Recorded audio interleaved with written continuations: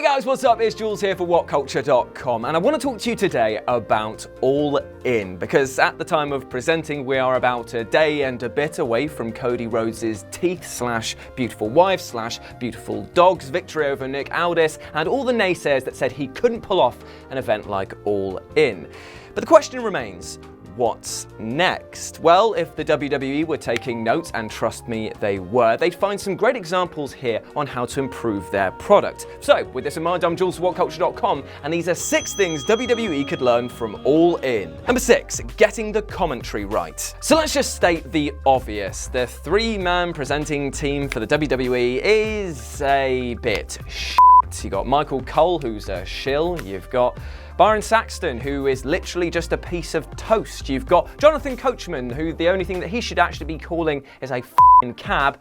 And you got Corey Graves, who just seems to be getting more and more bitter the more his hair grows. I don't like it, mate. You're all right.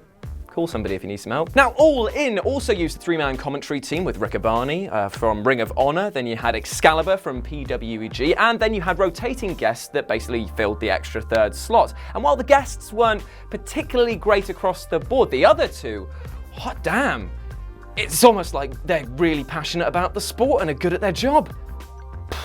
What they did was enhance the action rather than take away from it, and Excalibur in particular was fantastic. The level of knowledge that man has it's almost unprecedented, and it's beautiful to see somebody get passionate about things that are going on around them rather than just reading off the list of, hey, did you know that you could subscribe to the WWE network? I hear it's $9.99.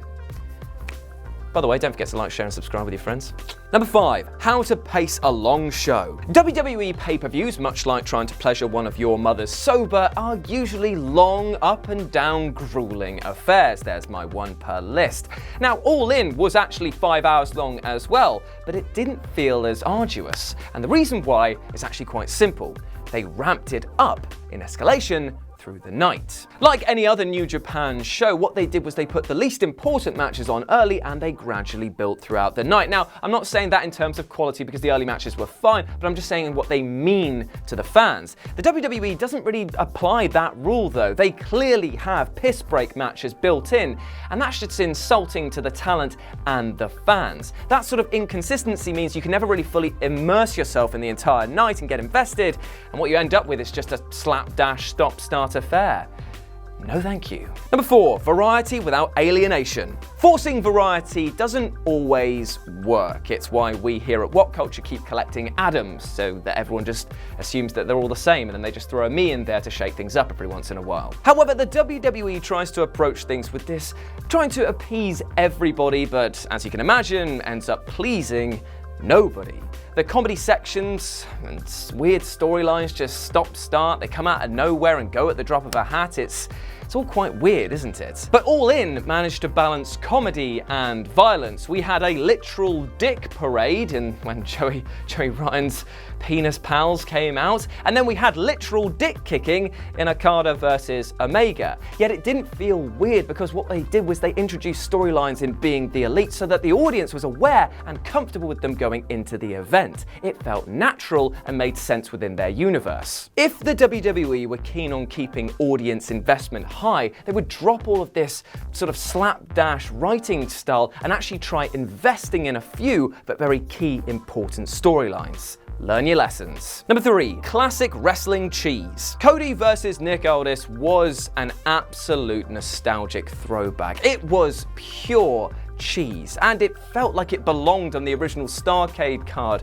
of the 1980s. I mean, Cody even got the original OVW announcer from his first ever match to come back and call this one, and he entered the ring with this sort of grandeur and pompous over the top with his fight team. He had his dog, that was probably more over than 90% of the cards, and his wife, I guess. And then Aldis came out and he had his full-on spectacle. Like, it was the pomp and grandeur of the wrestling of old.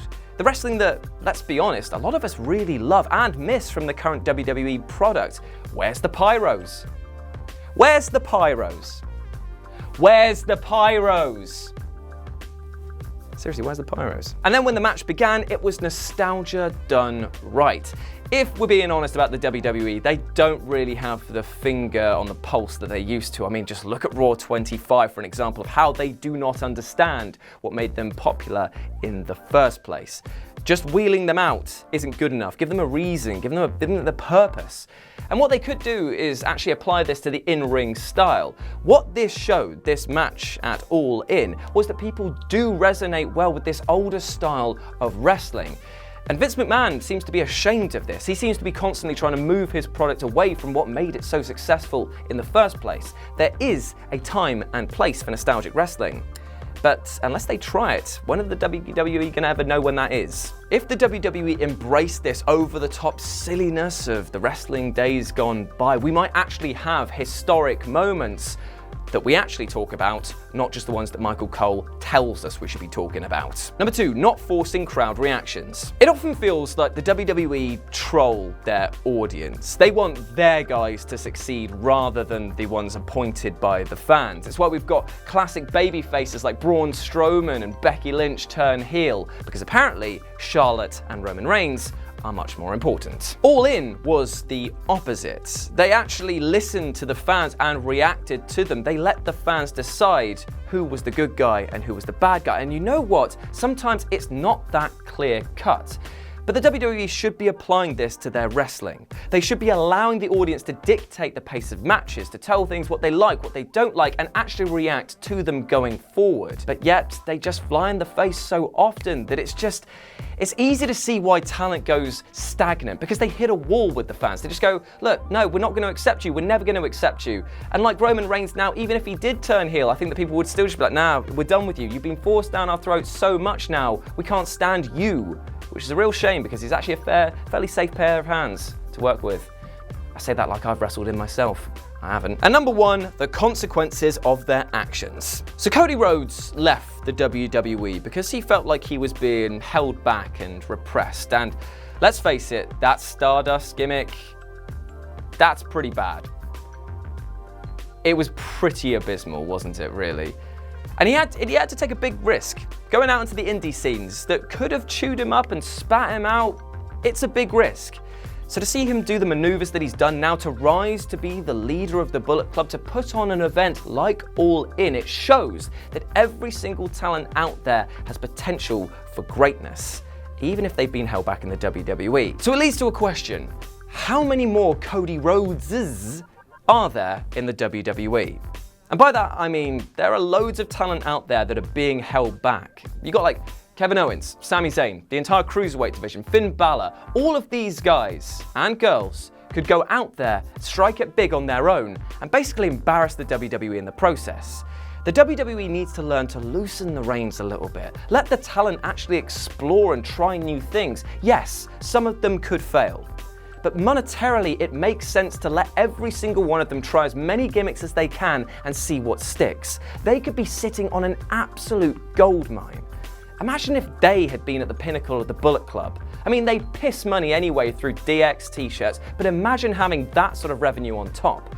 It makes no sense for them not to try it. But Vince, very stuck in his ways.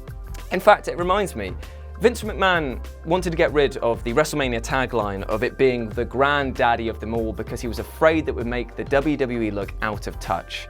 The problem is that they've got a current roster of talent that they're not even paying attention to. And if they're not careful, they're gonna be all out. That was a cheap pun. You're welcome. And there we go. Those are 6 things the WWE could and probably should learn from All In. Let me know what you thought about it down in the comments section below. And as always, I've been Jules. You can go back to Twitter and follow me at RetroJ with a 0, as well as the wrestling channel, which I'm sure will appear somewhere on the screen. And you can also see 2 things that I've done recently. Something I've done over on the gaming channel and something I've done over on the main channel. As always, I've been Jules. You've been awesome, and I'll speak to you soon. Bye.